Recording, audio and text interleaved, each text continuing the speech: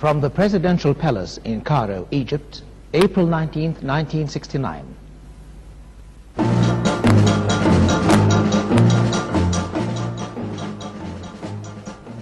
National Educational Television and the New York Times presents News in Perspective. Special edition, President Gamal Abdel Nasr, in a conversation with Clifton Daniel.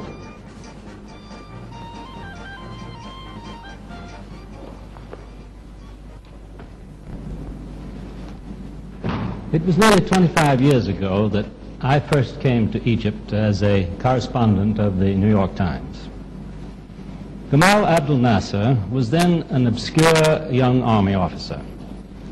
Now, still only 52 years old, he is president of the country, the United Arab Republic, and has been president for 15 eventful years. We are his guests tonight in the presidential palace.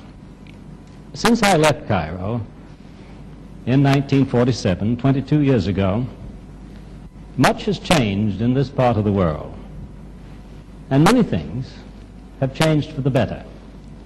But one thing has not changed: the bitter antagonism between the ancient Arab states and the newcomer in their midst, the State of Israel.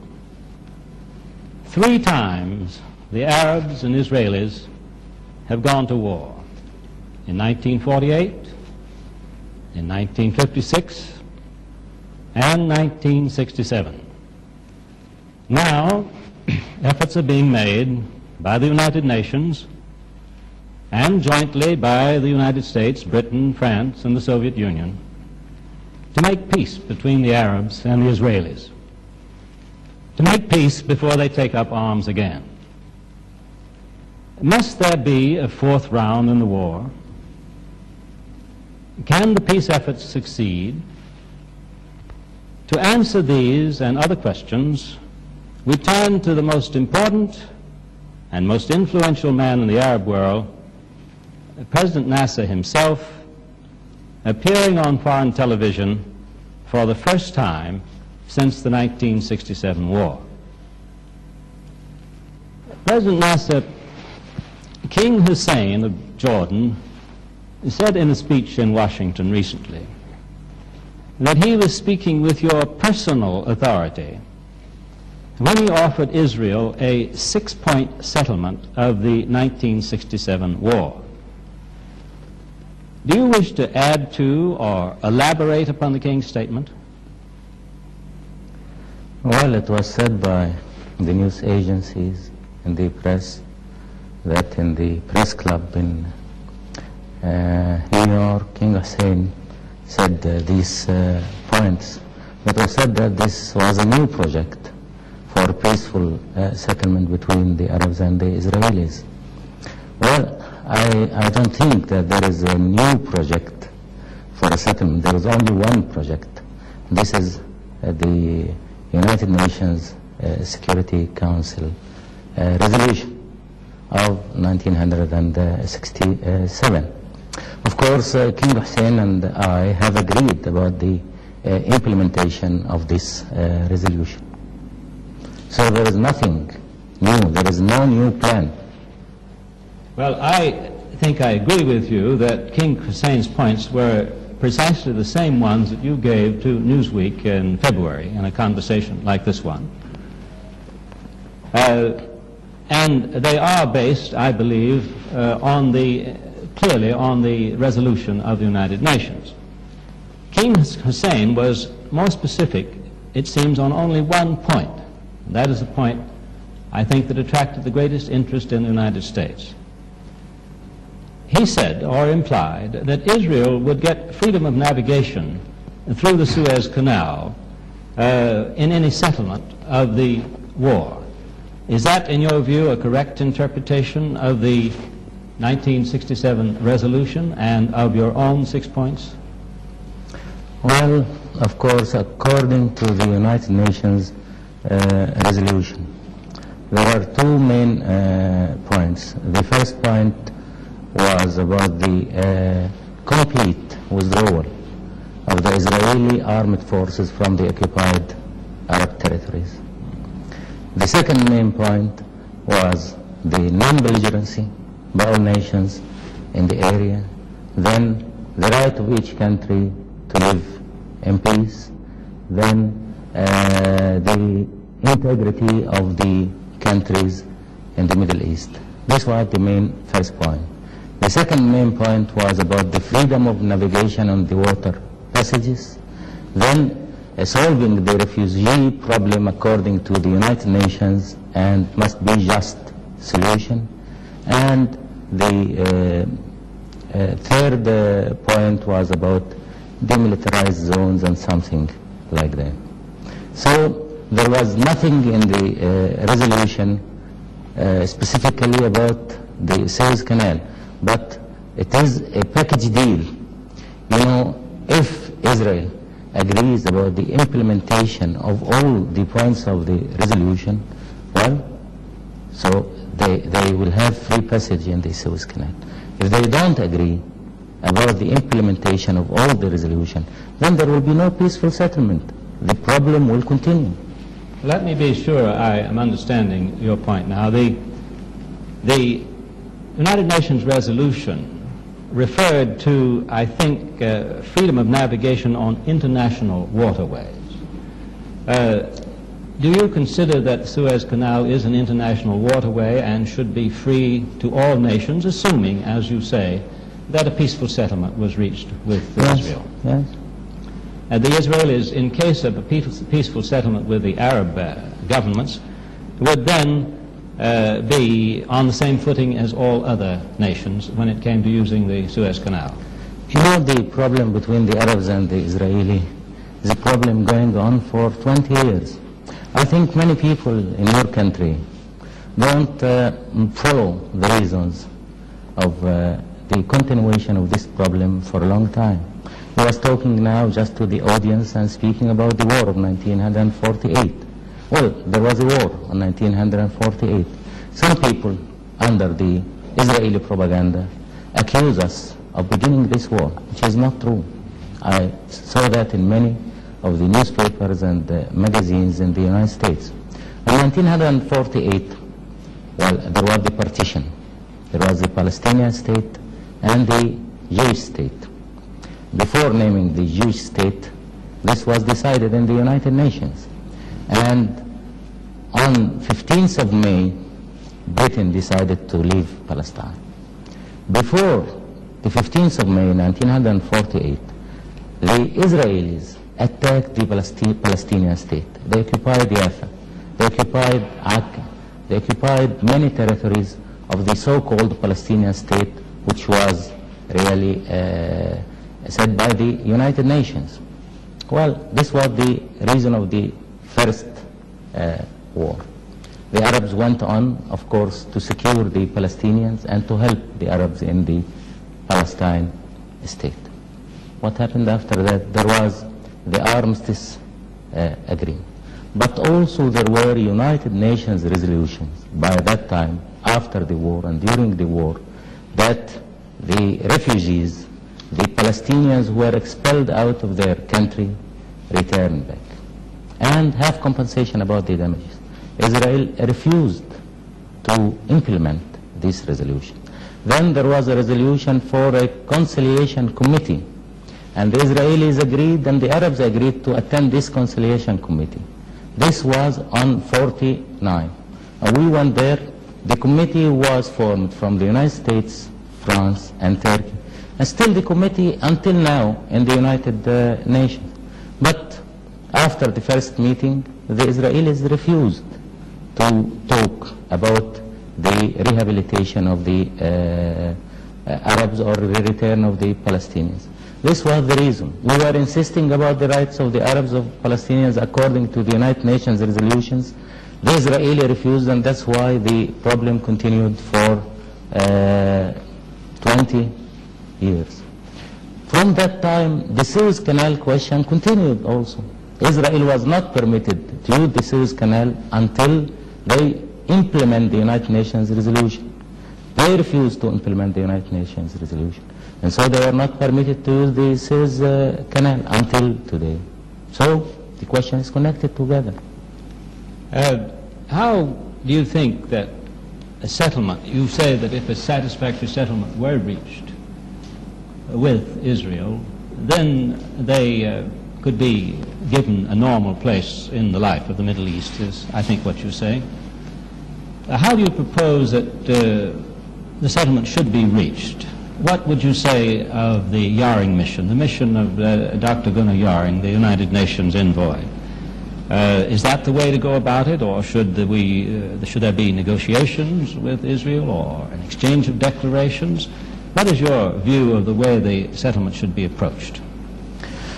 Well, of course, in order to reach peace, we have to give up, or the Israelis have to give up expansion. If they insist about expansion, there will be no peace. From the statements of all the Israeli leaders, they speak about expansion. Both Jerusalem, the Golan Heights, and parts from Sinai, and parts from the Western Bank. So if we want, or if the world community want peace, they must feel that peace don't mean expansion to any party. Then after that, Israel was created by the United Nations. So in order to achieve peaceful settlement, this must be through the United Nations. Through the United Nations? Yeah. Through the Yaring mission or through other means? Any means. It's the same. The Israelis, as you very well know, have repeatedly said that they want to sit down face to face with the Arabs. They prefer that method of approach, or keep saying that they do. What is wrong with that from the Arab point of view? I have just been in Paris, for example, where the United States is sitting down with the North Vietnamese and the Viet Cong. What is wrong with direct face-to-face negotiations? I might add that the negotiations in Paris are not proceeding very rapidly, but nevertheless they are going on. Well, of course, the question is different from the meetings of Paris. Now there is a nation, country with their armed forces occupying big part of the Arab territories, Sinai, the Western Bank of Jordan, the Golan Heights in Syria. So if we sit with them on a table to negotiate terms for peace, we'll be sitting on a table of capitulation. We'll be in the strong situation. And, well, they will ask, either we accept their terms, they will be in a position to dictate, or they will not leave the occupied territories. And, well, that's what they say today. They say today, either the Arabs do so and so and so, or we will not evacuate the occupied territories. So, as I said, Israel was created by the United Nations. The United Nations was responsible about all these developments in this area, about all these troubles in this area. So we think better to have the peaceful settlement through the United Nations. Well, U Thant, the Secretary General of the United Nations, has just said in the past few days, as you know, that there has been no perceptible progress through the Yaring mission, and he doesn't think that Dr. Yaring will wish to continue for another year and a half to make efforts at a settlement. Meanwhile, the big four powers are continuing to meet, at least on the level of ambassadors. They seem also not to have accomplished a great deal, but they are continuing to meet.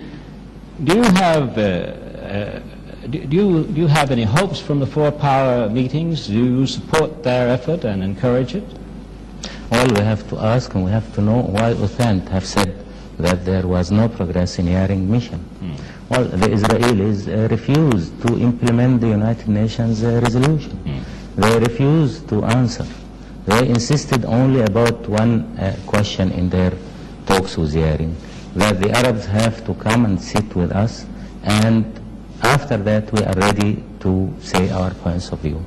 But on the other hand, the statements of the leaders of Israel are mainly concentrating on the point of view of expansion. They want to take the Arab land and add it to the Israeli land. Well, about the four powers meeting, this is a step which is going now from the beginning of this month for 15 days. Well, we have to wait and see how the four powers will come to end these talks. Are you being informed regularly about the four-power negotiations? Well, I'm not informed, but I know what's going on. Oh, I see. You have your means. Yes. Good. Do you feel that a four-power guarantee of any settlement reached with Israel would be desirable? Do you want such a guarantee, or do you feel the need of such a guarantee? Well, I think if there is a guarantee to the settlement, we prefer to have this guarantee through the Security Council. The four powers are members in the Security Council. When you say a guarantee by the United Nations, would you envision then a restoration of some kind of United Nations force in this area? Well, of course, these are details. If we have United Nations forces in this area, these forces have to be according to our consent and according to the Israelis' consent. And we think that these United Nations forces have to be astride the borders. And, well, if there is peace really, if the Israelis agree to solve the two main problems, and the first main problem is the land, that is not to keep the occupied territory, and the second main problem is the people, the Palestinians. If they agree to give the Palestinians their rights according to the United Nations resolution, there will be no trouble in this area. There will be peace.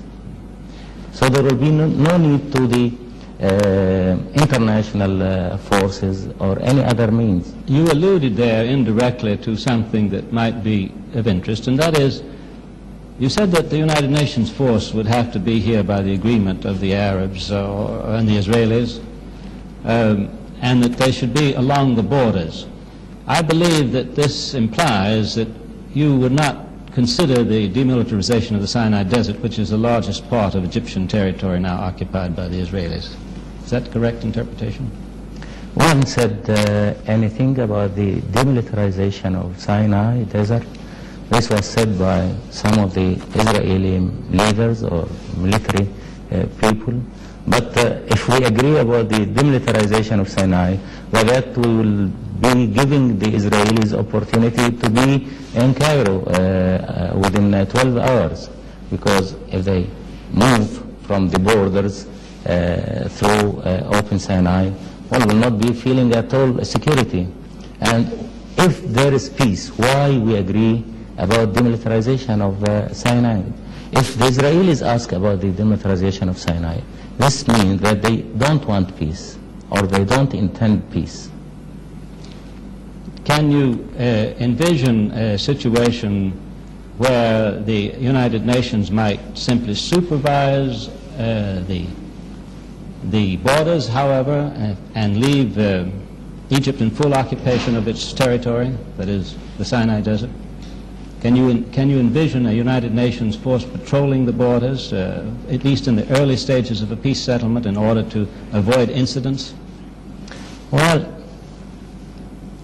I think these are details to be discussed to achieve the peaceful solution. You know, in 1956, the recommendation of the United Nations was to have a police force, international police force, in the Israeli side and in the Egyptian side.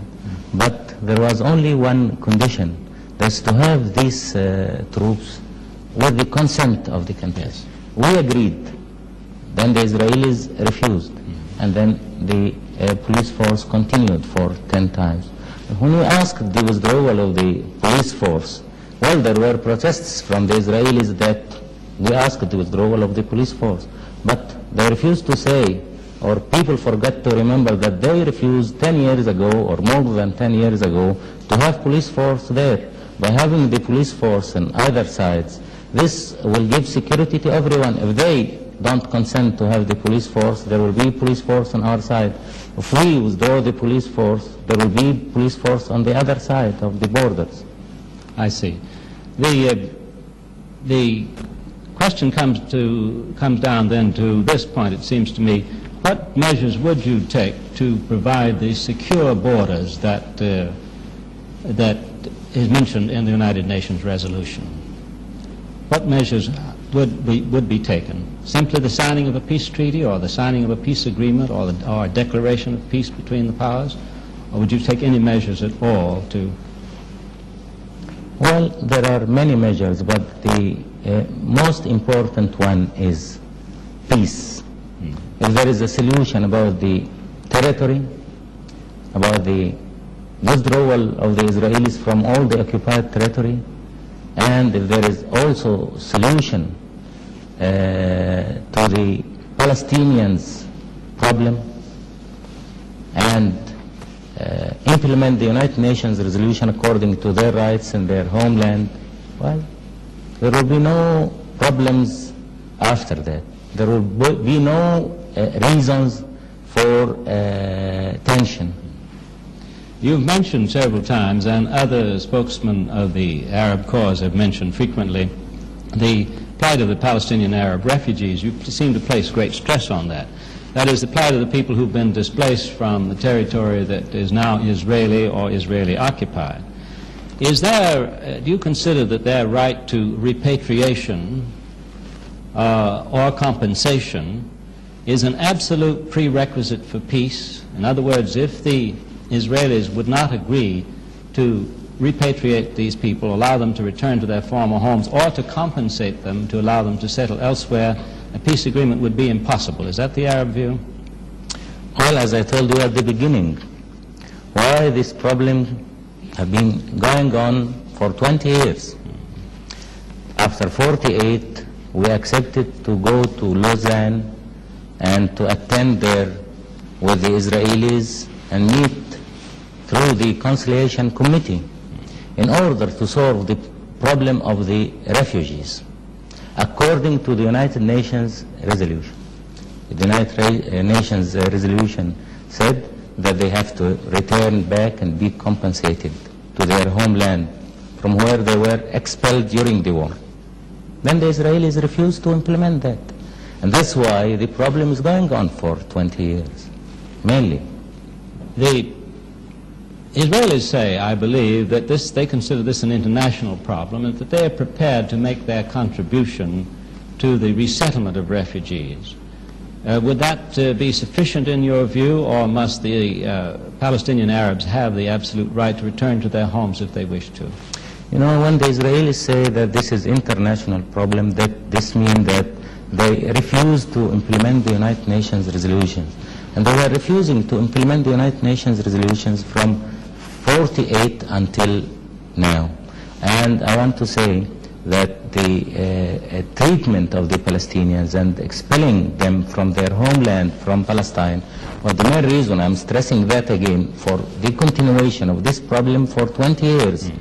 I feel that the people abroad don't understand why we continue without reaching peace or without reaching settlement.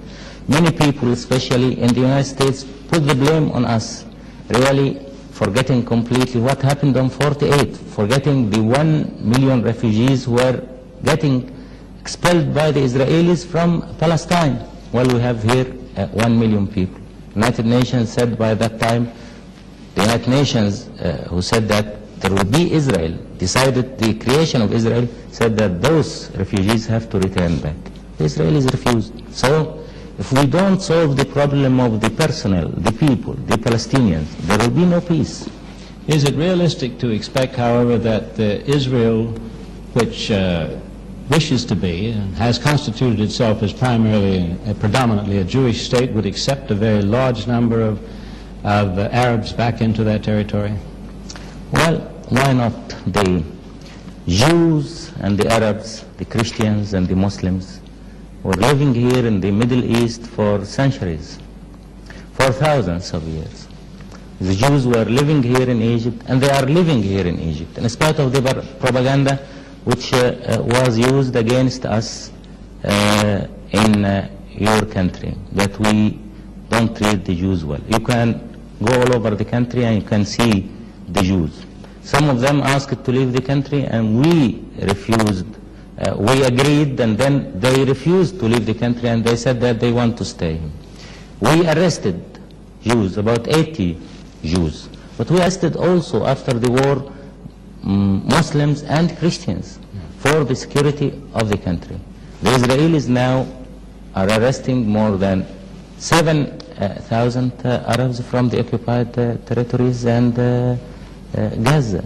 So I want to say again, the Jews and the Muslims, the Christians, the Arabs were living here for centuries. As a matter of information, how many members of the Jewish community in Egypt are left now? How many are still remaining? We have here about 5,000 Jews. About 5,000? Yeah. And how many, you say, under detention now? 80? About 80, yes. Some of there were more than that, but some have been released. Yes. So I want to complete my explanation. We are living together, and there was no hatred. We said that it is well known, but I think some people have forgotten that we and Jews are cousins. Moses was born here in Egypt. We were always living in very good conditions. So why the Muslims and Christians, the Arabs and the Jews don't live together? Let me turn to a question now, if I may, of Arab unity. I believe I am correct in saying that only the United Arab Republic and Jordan have endorsed the United Nations resolution of 1967. Is that correct? The other Arab states have not lent their support to it. Lebanon, I think. Lebanon has. Yeah. Does this mean a disunity among the Arabs in their approach to the Israeli problem, or is there some other explanation of this Well, of course, it is not a question of unity or disunity. It is a question of points of view. Everyone has his own point of view according to such a sensitive question like this question. Then it seems to me that it might be impossible, granting the position of Syria, which has refused to enter into any kind of discussions at all on this matter, that a settlement might have to be reached between one or two of the Arab states and Israel. Is that conceivable to you? Is there any objection to that from your point of view? That agreement might be reached, for example, by Jordan with Israel separately, or by the United Arab Republic with Israel separately? You know, if we agree about solving or settlement this question between Egypt and Israel alone, this means the continuation of the occupation of the Arab territory in western bank of Jordan and the Golan Heights. Then when we speak about the withdrawal of the Israeli armed forces from the occupied territory, we mean the occupied Egyptian and Jordanian and Syrian territory. So if they only withdraw from one country and continue on the other countries, there will be no solution or settlement. And that is clearly not satisfactory to you. Yes, yes, of course, there must be a complete evacuation from all the Arab territories. We have often heard it said, and how true it is I don't know, I want to ask you, that no Arab leader, no Arab government could actually sit down at a table and negotiate with Israel and sign an agreement. Is that really the case? Well, I want to tell you something. On 1949, on February, well, we sat with the Israelis on a table, and there was a representative of the United Nations, Punch, and we agreed about arms. We know about the arms agreement of 49. What happened after that? The Israelis refused to implement the arms agreement, and they said this agreement is dead. These are the Israeli agreements, and that's why we insist about the United Nations agreement on securing any settlement. I believe that I'm interpreting you correctly when I say that, let me first state Israel's position in this matter, and let and I'd like to hear yours. Israel holds, I believe I'm correct in saying, that in order to establish the secure and recognized boundaries that are provided for in the United Nations resolution, that there need to be some adjustments in the borders in various places in what was formerly Palestine.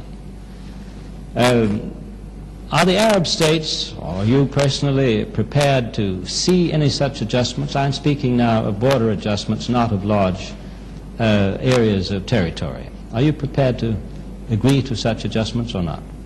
Well, if you remember the Security Council resolution, it was said about secure and recognized boundaries, not for Israel, but for all countries.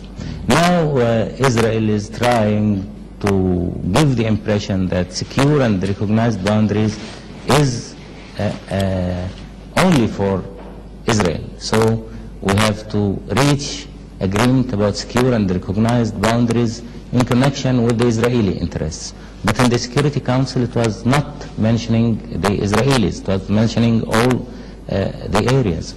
Then let me say something for you. Our borders were here for years and years, centuries. So how anybody could ask me to agree to give him adjustments in these borders, or on other way, give him parts from our territory. Let's put the shoe on the other foot for a moment. Is there any territory you want from Israel?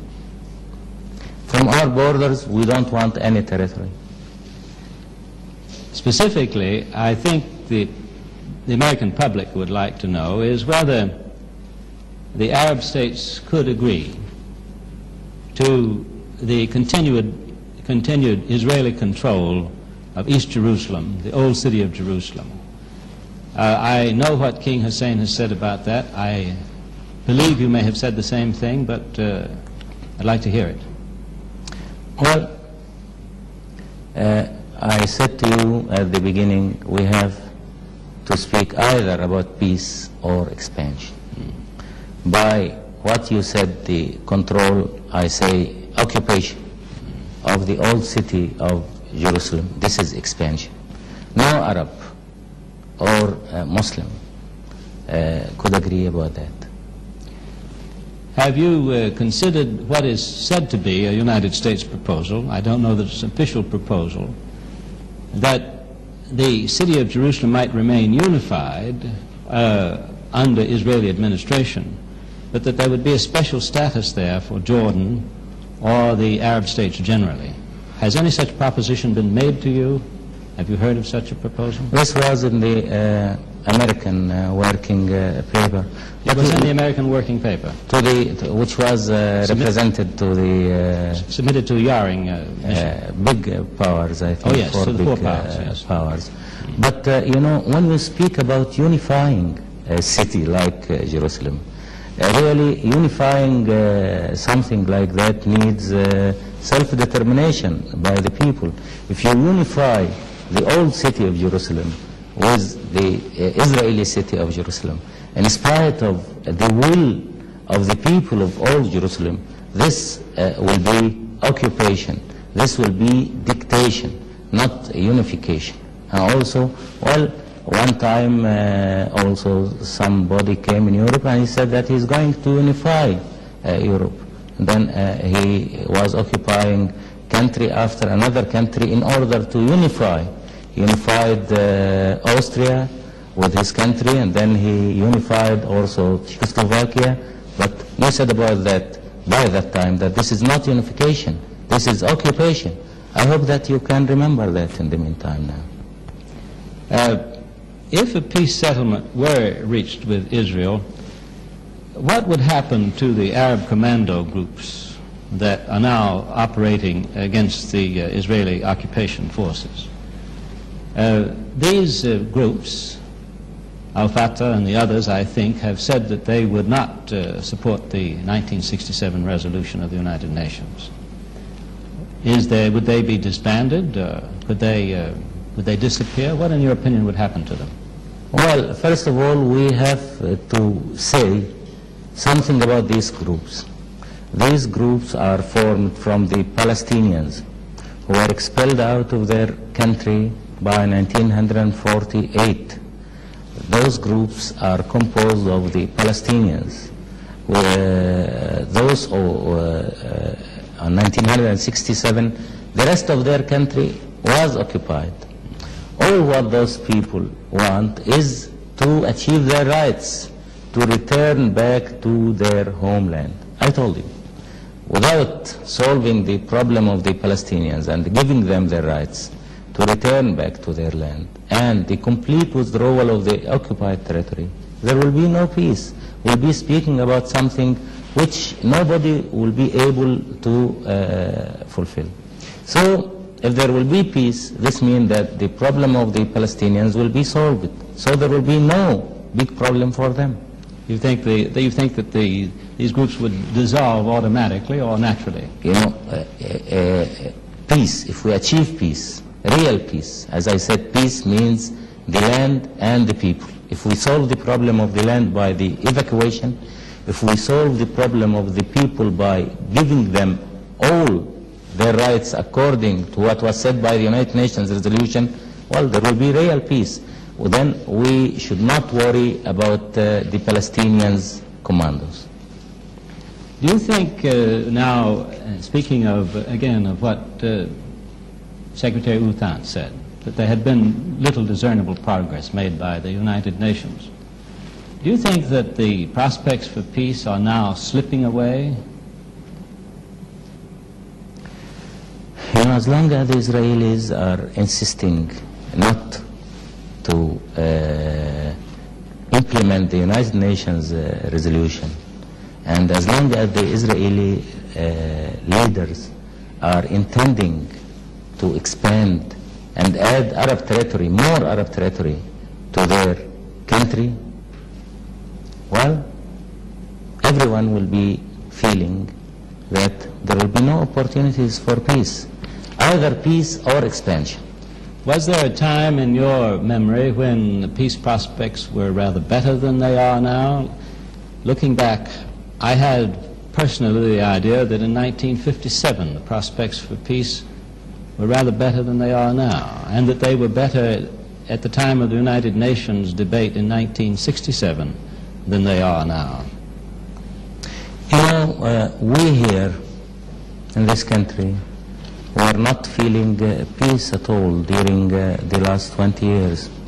And we were looking to Israel according to what they say to us. I want to tell you something. They say to us, they say here something different from what they say abroad or in the United States newspapers. Always there were threats to us by the Israelis, the Israeli leaders, the Israeli military people. Well, they say about wars, 48 war and 56 war and then 67 war. I told you about the 48 war. Well, what about the 56 war? Who began the war? Who attacked? The Israelis got the opportunity of the nationalization of the Suez Canal, and being in bad terms, I mean, we were in bad terms with the United Kingdom and France, and then there was the plot to attack Egypt by that time. And after attacking Egypt, they were also giving statements to join Sinai to Israel. Well, of course, after the withdrawal of the French troops and British troops and lately the Israeli troops from our territory were not also feeling peace, because they were always speaking about forcing a settlement. If the Israelis say that their strategy based on the idea of forcing a settlement, this means to everyone that forcing a settlement is war. Because if you fulfill something by force, this means war. This was always their strategy. We're not feeling peace here. Now, President Nasser, on that point, I'd like to ask you a question which I think is very serious for you, for all the world, really. And that is whether, failing a settlement with Israel, is there an immediate and serious threat of war in this part of the world now? Well, Well, I think there is a law, international law, if your country is occupied by armed forces, by your enemy, it is not only your right to liberate your country, but it is your duty. And I think you remember what happened in the Far East when the United States was attacked, when MacArthur returned back. He said that he will return to liberate the occupied territory. Well, it is the intention of every Arab, of every Egyptian here to liberate our occupied territory. Well, do you have the strength now, to use your own phrase, I think I'm quoting it correctly, at least in translation, to regain what belongs to you? I think that was the phrase you used. Do you feel you have the strength? Well, the question is not a question of strength, and I cannot say to the Israelis if I have now, because they will see the program, if I have now the strength or if I don't have the strength. But I can say only our intentions. Well, can you say anything without giving away military strength, secrets about the strength of your armaments? Have they been fully restored to the 1967 level? Well, I can say also only for you. Only for me. That we are building up our armed forces. Looking at the other side, the Israeli side, what are they doing, in your view, with their armed forces? Well, of course, the Israelis are building their armed forces. They received, after the invasion, because they invaded our country and the Arab countries on 1967, they received Skyhawks. These are airplanes from the United States, and now the United States have agreed to give them Phantom airplanes. They received also armored cars and tanks from United Kingdom. They could have the possibility to get varieties of arms from everywhere. Also, they are threatening us now, and they are occupying our territories, and they say everywhere they are threatened by the Arab and go to collect money. They collect millions of dollars from the United States. They collect millions of dollars from other countries. We don't collect dollars from anywhere. And by dollars, of course, they can get arms, and also by these dollars they can face the economic situation, because, of course, they can have mobilization. Also, we have mobilization. So they are in better conditions.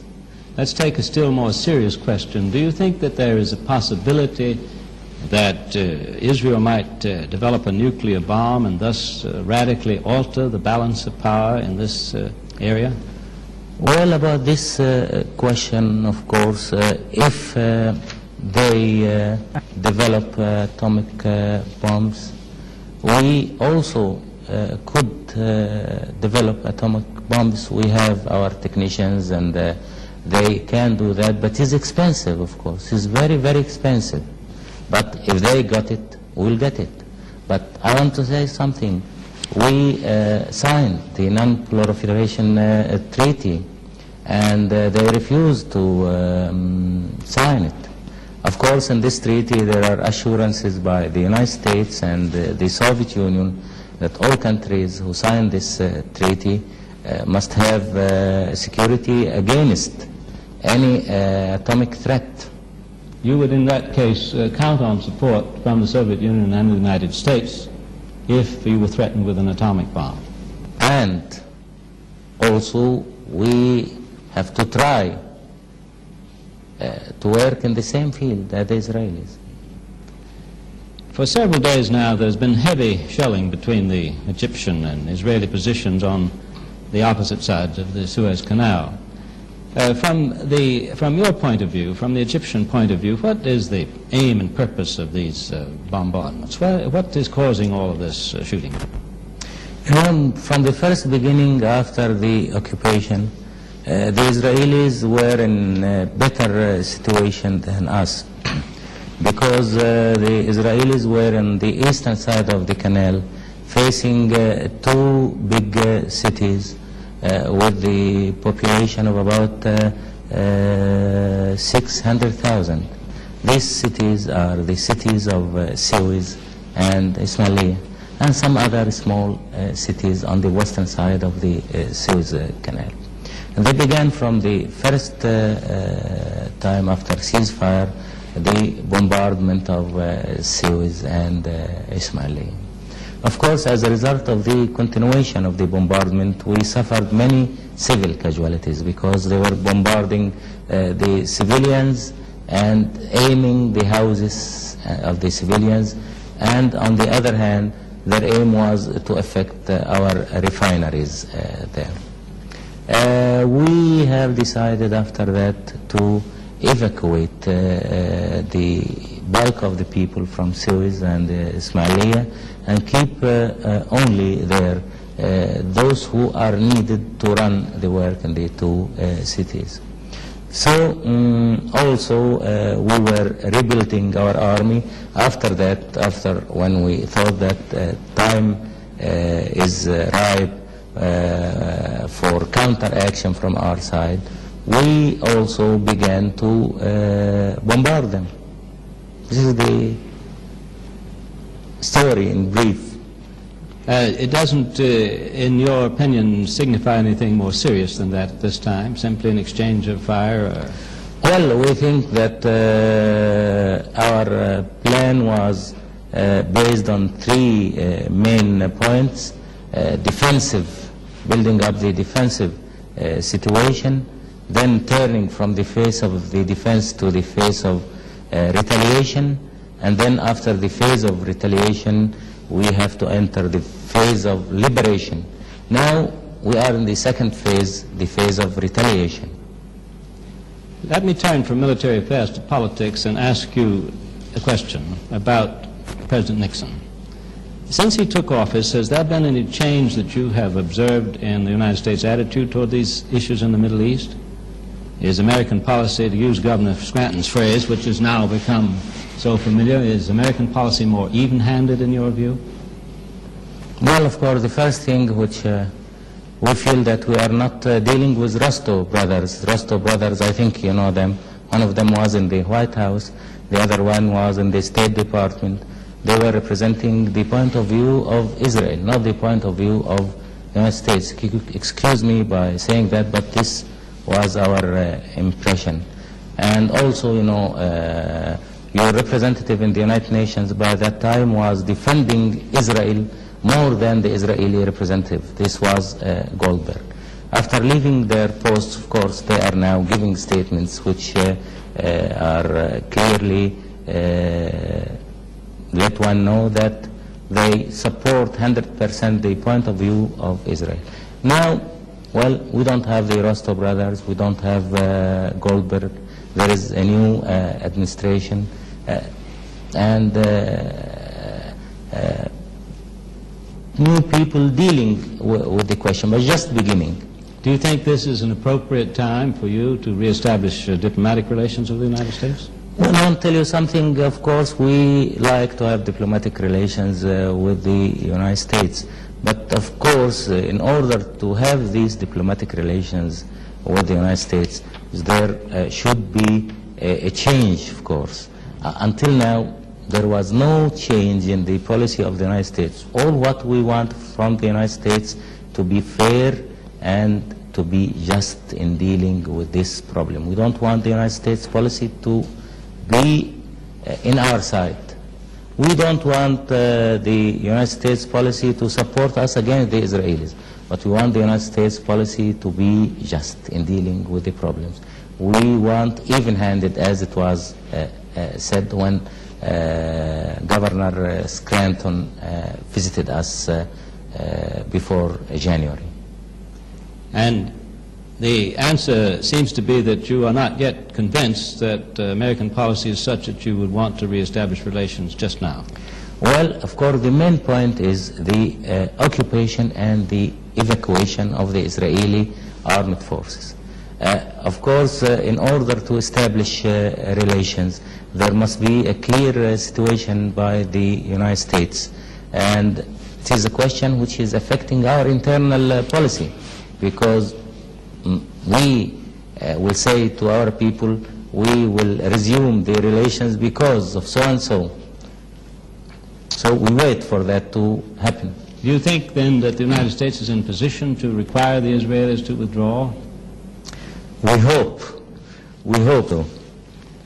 Well, are you encouraged then by the interest that the United States is taking in the four-power talks, by its willingness to participate in these talks, even though I think the Israelis are somewhat opposed to American participation? It would seem so from their statements.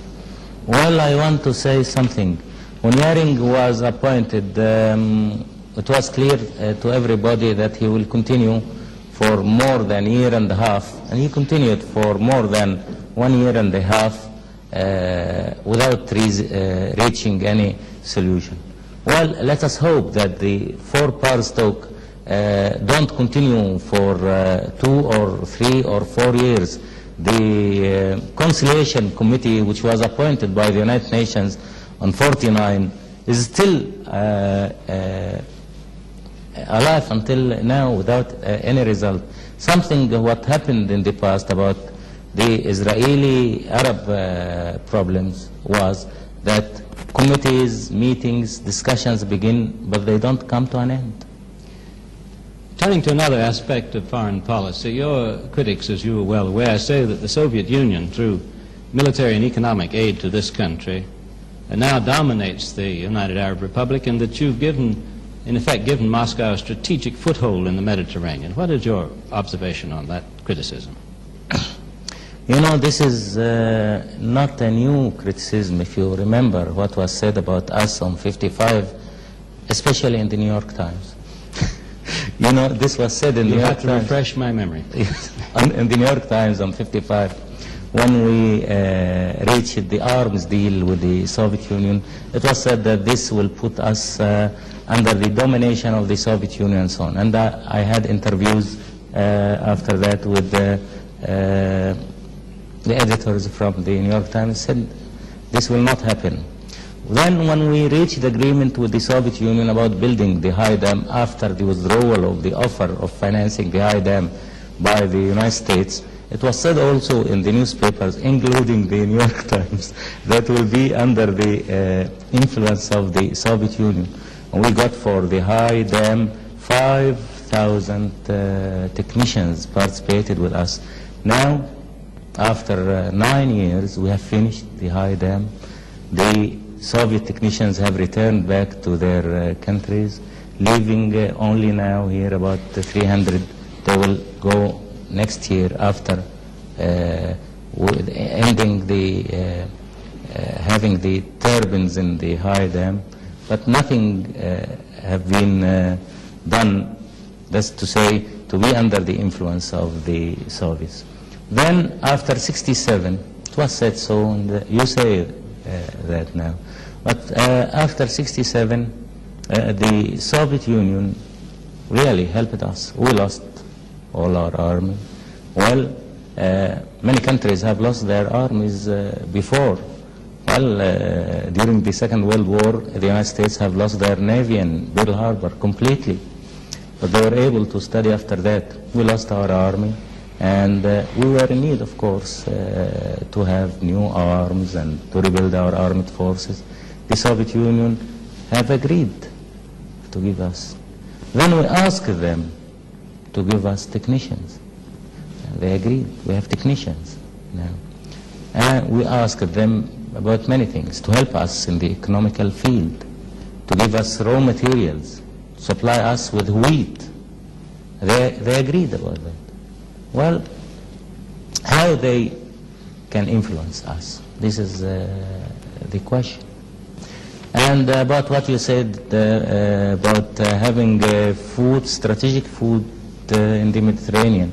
Well, the Soviets are there, the Soviets were there, and the Soviets will be there. Soviet Union is a big power.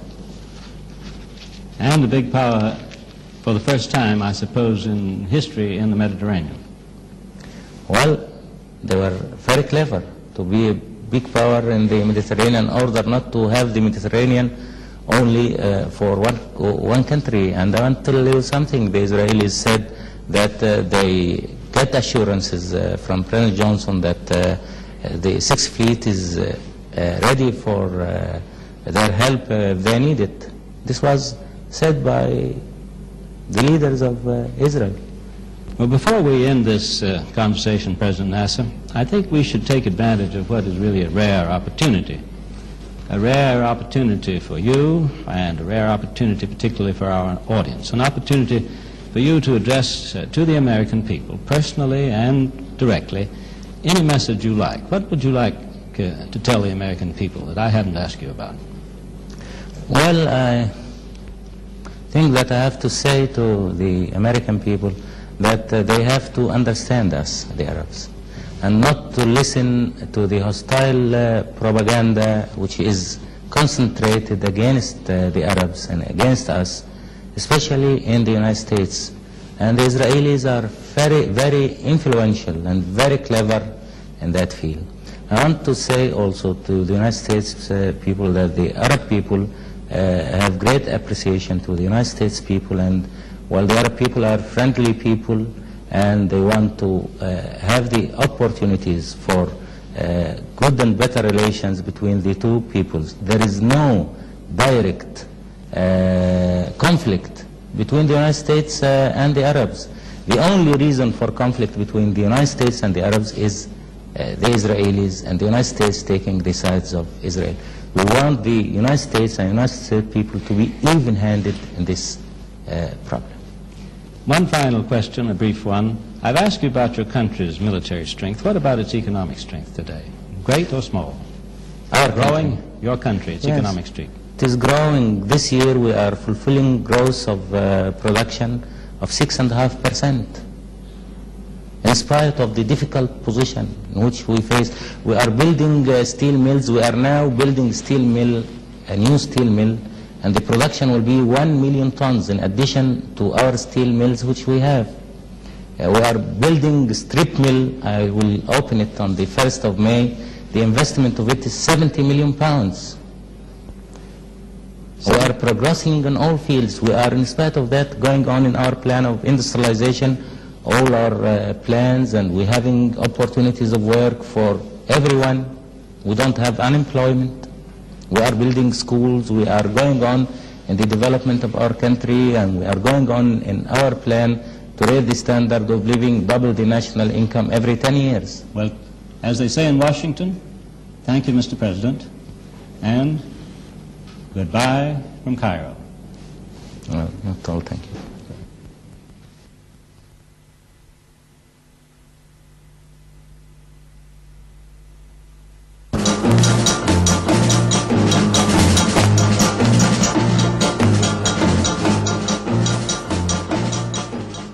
National Educational Television and the New York Times has presented News in Perspective.